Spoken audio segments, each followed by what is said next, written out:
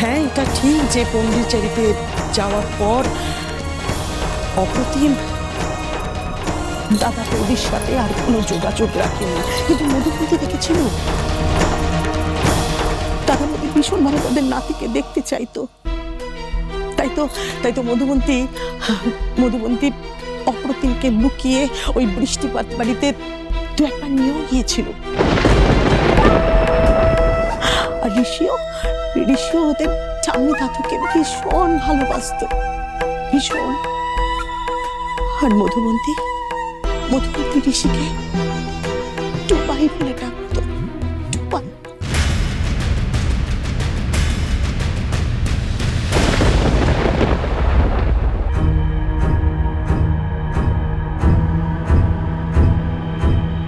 এইটুকু সময়ের মধ্যে উনি কোথায় যেতে পারেন? আমি তো সব জায়গায় দেখলাম, উনি তো কোথাও নেই। তাহলে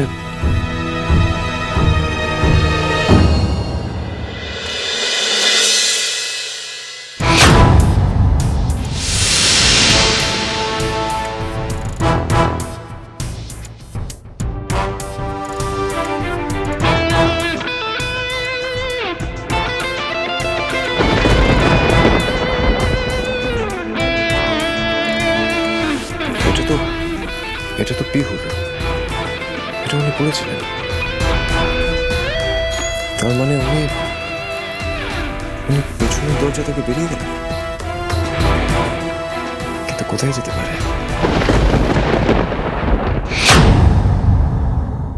এক সময় মনে হয় উনি কত ভালো মানুষ। ওনার মতো ভালো মানুষ এই দুনিয়াতে আর পাওয়াই যাবে না।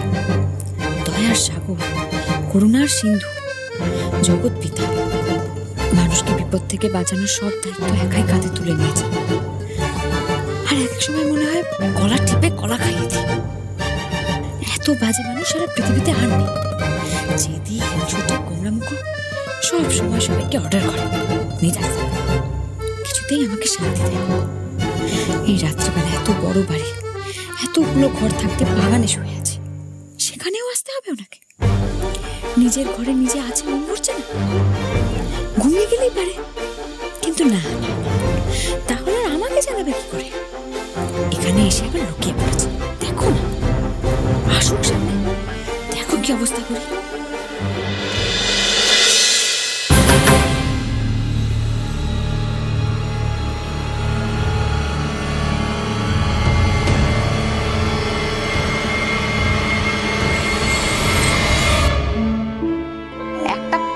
আমার দিকে আর বাড়িয়েছেন উনি, আজ ওনার আমি শেষ দেখে ছাড়ব।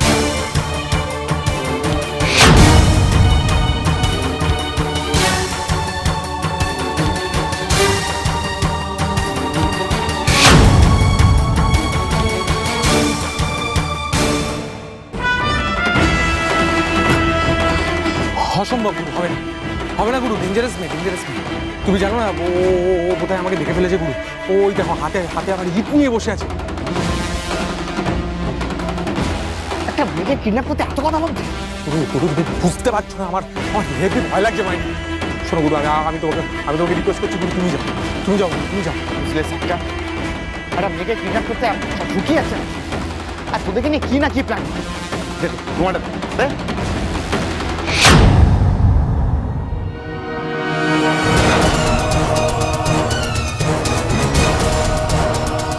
চোখে রাস্তা থেকে সরাতে আমি সবকিছু করতে পারি।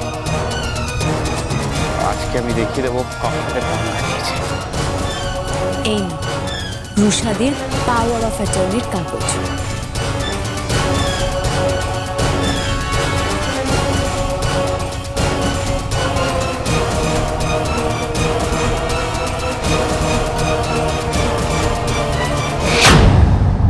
মধুমন্তী প্রাণের চেয়েও বেশি ভালোবাসতো টুবাইকে, মানে আমাদের ঋষিকে। ওর বাবা তো আর কোনোদিনও আমার দাদা বৌদিকে কদর করলো না, কিন্তু মধুমন্তী চেয়েছিল ঋষি যাতে সব সময় আমার দাদা বৌদিকে কদর করে। মধুমন্তীর চাওয়া কিন্তু পূরণ হয়েছে সোমরাজ।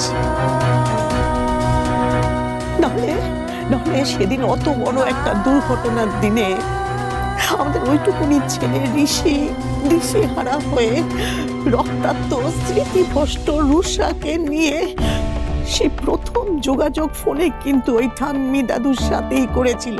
প্রথম গিয়েছিল কিন্তু ওই ঠাম্মি দাদুর কাছেই।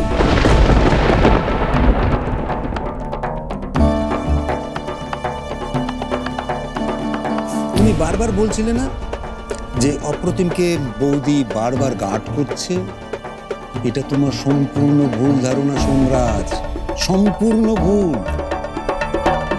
সবকিছু জানাজানির পর পুলিশ এসছিল দাদা বৌদির সঙ্গে কথা বলতে। আহত ওই ছোট্ট বাচ্চা ঋষির বয়ান নিয়ে গেছিল। সেদিনই জানতে পারে ব্রিজেশের বড় মেয়ে সুদর্শিনী ওদের কাছে আছে। তাই পুলিশ ব্রিজেশ আর সুভদ্রার কিছু জিনিসপত্র ওদের কাছে দিয়ে যায়। ব্রিজেশ ওই কোহিনূর রাজবাড়ি কেনবার সময় পরিবারকে না জানিয়ে পরিবারকে দু একবার ওই বৃষ্টি বাড়িতে এসেছিল। আর ব্রিজেশ ভেবেছিল একটা সারপ্রাইজ গিফট দেবে তার বড় মেয়েকে। আর সেই সময় শ্বশুর শাশুড়ির সঙ্গে আলাপ হয়, তাদের খুব ভালো লেগে যায়। তোমার শ্বশুর ভেবেছিল এরকম একটা ভালো মানুষের সঙ্গে যদি তার ছেলে অপ্রতিম থাকে তাহলে হয়তো সে ভালো হয়ে যাবে, কিন্তু না, ঘটলো উল্টোটা। অপ্রতিম ব্রিজেশকে খুন করলো। আর এটা জানবার পরে আমার বন্ধু মানে তোমার শ্বশুর সামলাতে পারেনি।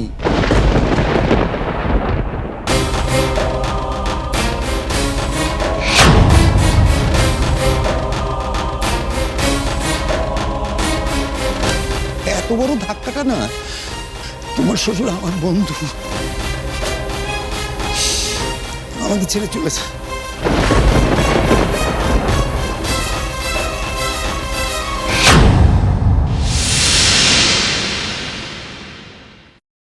পালিয়েছে মনে হয়।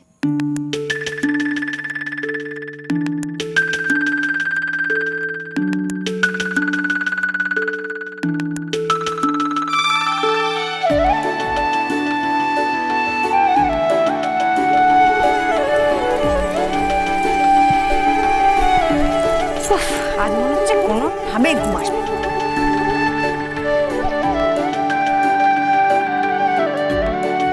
তবুও ওই লোকটার সাথে থাকার থেকে এই খোলা আকাশের নিচে থাকা অনেক ভালো।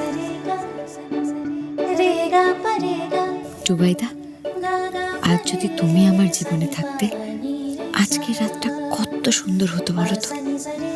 আমরা সারা রাত গল্প করতাম, তোমাকে গান শোনাতাম, এই খোলা আকাশের নিচে একসাথে সময় কাটাতাম।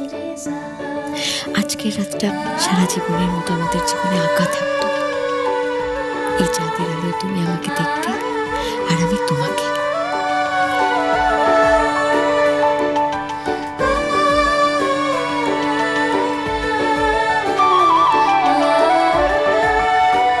কেন জানি না, এই খোলা আকাশের নিচে থাকলে আমার মনে হয় তুমিও আমার সাথে জেগে আছো জুবাইদা।